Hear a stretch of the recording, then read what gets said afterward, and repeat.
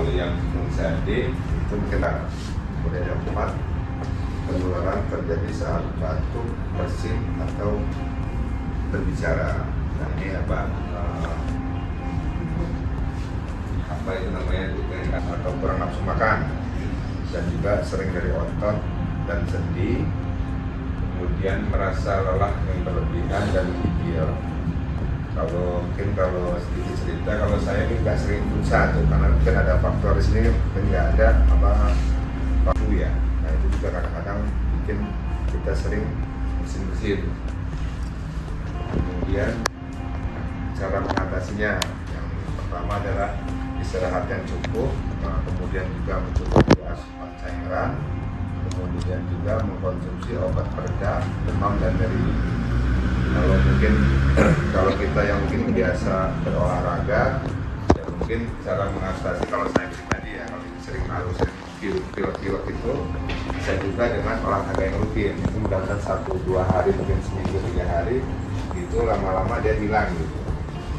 Dan juga mungkin penambahannya mungkin selain istirahat cukup, mungkin ada tambahan seperti misalnya kalau yang biasa mengonsumsi madu itu bisa bantu mengurangi gejala influenza. Kemudian cara mencegahnya, nah ini cara mencegahnya kalau di ilmu kedokteran dia harus vaksinasi tahunan. Mungkin kalau kita jarang ya, mungkin terakhir vaksinasi mungkin umur 12 tahun ya, kecuali kalau misalnya mau ada itu kemudian kita itu atau luar negeri baru disuntik gitu. Kalau nggak itu apa namanya? Ya ada teman-teman kayak mungkin akses apa namanya vaksin mungkin udah bayi. waktu masih kecil gitu ya. Tahun 2017. Ada. Itu kalau kita kan jarang ya, padahal kalau di ilmu kedokteran itu memang harus apa namanya vaksin itu perlu. Dari stadium kan kita umur 30, 40, 50 itu ternyata ada vaksinnya. Cuma kadang-kadang kita udah tua, mungkin yang penting sehat dan cukup gitu ya. Kemudian juga mencuci tangan secara teratur. Juga mungkin kadang-kadang kita habis makan gorengan, lupa gitu kan, kita lap-lap di hidung. Nah, itu salah satunya juga namanya untuk mencegah terjadinya influenza. Kemudian juga menghindari kontak dekat dengan orang yang sedang sakit. Kalau saya lihat di sini masih pakai masker lagi gitu ya. Sudah agak bersin-bersin pakai masker ya. Jadi salah satunya mungkin nggak terlalu dekat gitu kan, karena faktor cuaca ya, udara geser ke samping kena juga gitu kan. Kita mencegah untuk terjadi influenza. Nah, kemudian bagaimana cara menjaga organ pernapasan?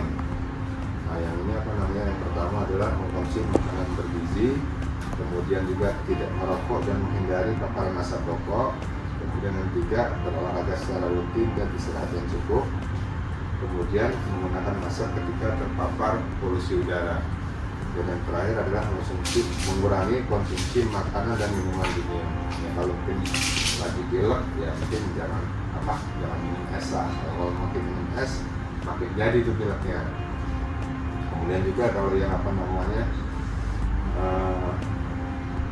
influenza itu mungkin ada amandulnya juga. Kalau orang seringan es amandulnya juga itu.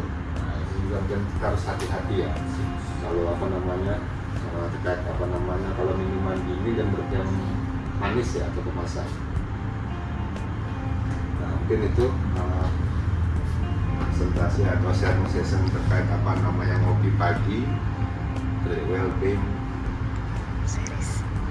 List ya itu ya. Wellbeing series. Dari saya mungkin lebih kurangnya saya ucapkan terima kasih. Saya akhiri. Assalamualaikum warahmatullahi wabarakatuh. Waalaikumsalam warahmatullahi wabarakatuh.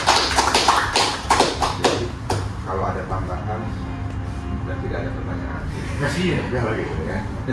Cukup dua pernyataan atau tambahan, silakan. Saya kasih coklat. Udah siapin coklat. Kemarin cuma sepuluh kemarin lewat.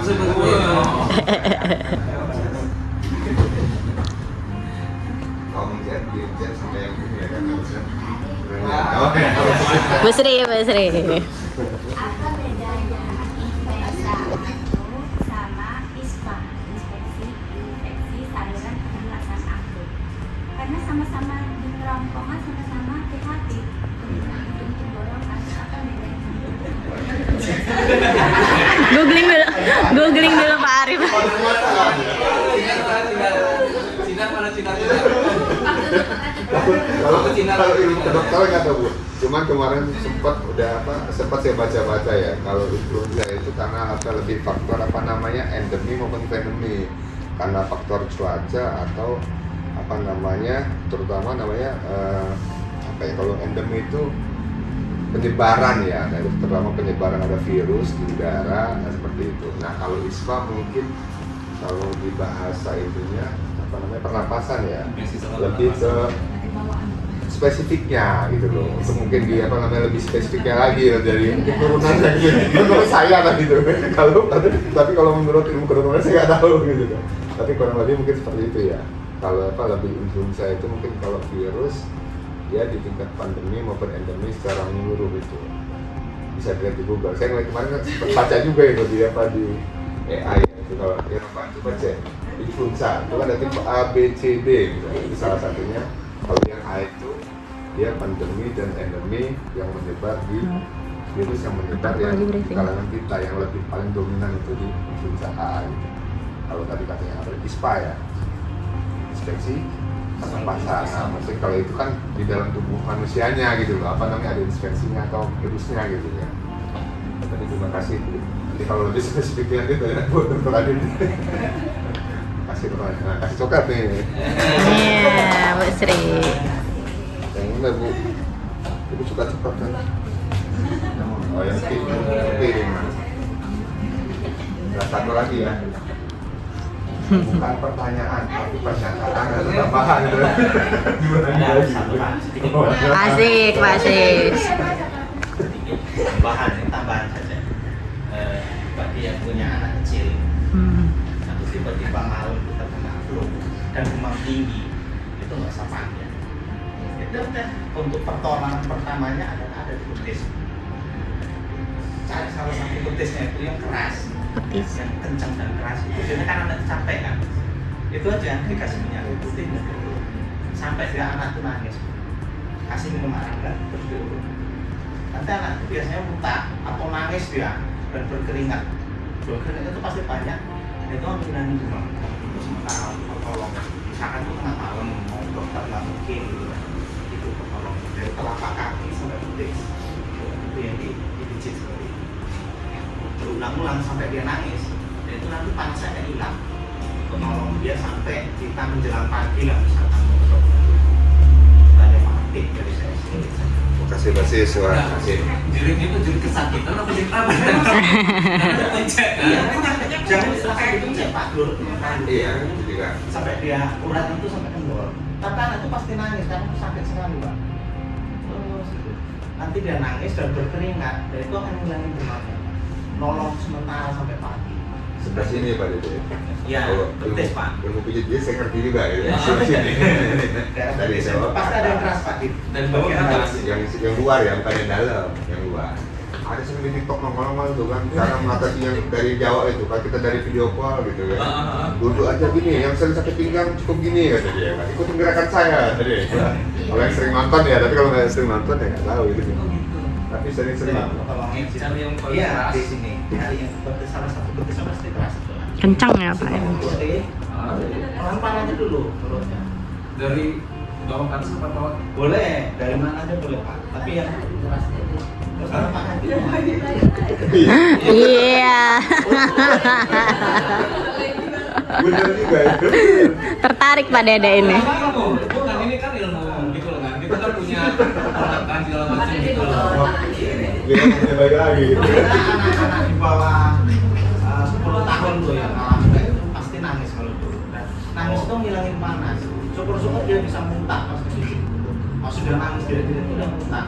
Oh itu alhamdulillah itu langsung hilang semua panas. Sampai kita besok pagi bisa lihat. Itu biasanya kejadian sering kemarin. Makasih. Oke, kasih coklatnya ya.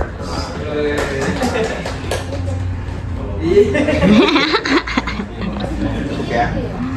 Baik udah cukup ya. Jadi baik, terima kasih kawan-kawan. Mudah-mudahan sharing session kesempatan pada pagi hari ini bermanfaat buat kita semua, dan kita terus jaga kesehatan, tetap semangat, dan kita bisa beraktivitas bekerja seperti sedia kala. Mungkin saya akhiri. Assalamualaikum warahmatullahi wabarakatuh. Waalaikumsalam warahmatullahi wabarakatuh.